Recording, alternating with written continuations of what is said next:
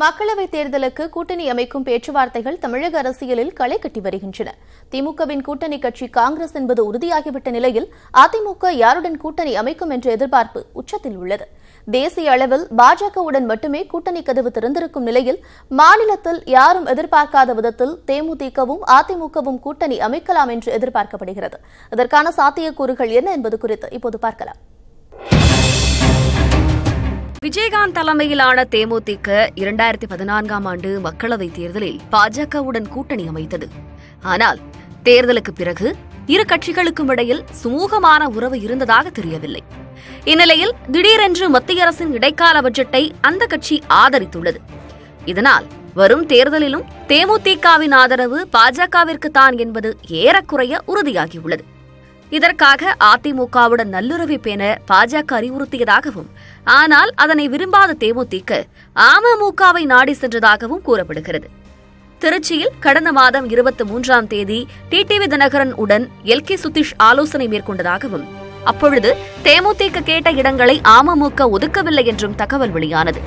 இதனால் பழைய கசப்பான அனுபவங்களை மறந்து மீண்டும் அதிமுகவை நாடி தேமுதிக வந்துள்ளதாக கூறப்படுகிறது.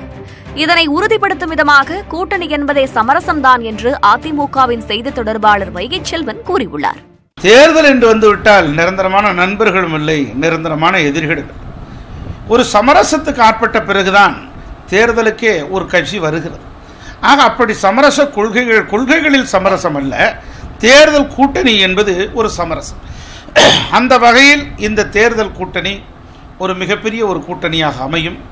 ஆக எங்களோடு இணைவதற்கு அனைத்து கட்சிகளும் விருப்பப்படுகிறது.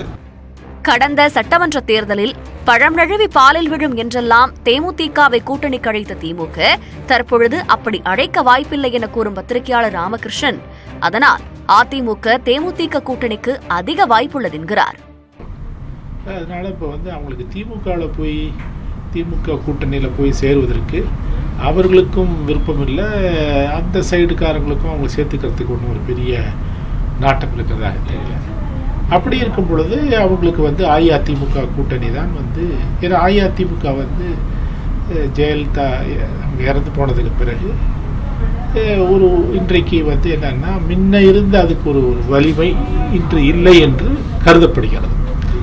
அதனால அந்த சூழலை பார்க்கும் பொழுது அந்த கட்சிக்கு கூட்டணி சேர வேண்டிய ஒரு கட்டாயத்தில் இருக்காங்க. தேமுதிகவின் வாக்கு வங்கி 2.5% என குறைந்தாலும் விஜயகாந்துக்கென்று உள்ள தனி வாக்கு வங்கி அதிமுகவின் வெற்றிக்கு வாய்ப்புகளை அதிகரிக்கும் என்கிறார் அரசியல் விமர்சகர் ரவீந்திரன் துரைசாமி. நிச்சயமா அதிமுக பொறுத்தவரை தேமுதிகவை சேர்க்கிறது அந்த கட்சிக்கு தேமுதிகவுக்கு கொடுத்த சீட்டு தவிர மற்ற தொகுதிகளில் விஜயகாந்த் மேல உள்ள பற்றுதல் ஓட்டர்ஸை கவர்ந்திருக்க முடியும்னு அவங்க கருதுறாங்க. அதுக்கு விஜயகாந்த் கொடுக்க வேண்டிய சீட்டு கடைசியாக 2.5% ஓட்டு எடுத்து இடைத்தேர்தலில் கண்டஸ்ட் பண்ண முடியாமல் போனவருக்கு பழைய 8% அந்த வேல்யூக்கு கொடுக்க மாட்டாங்க.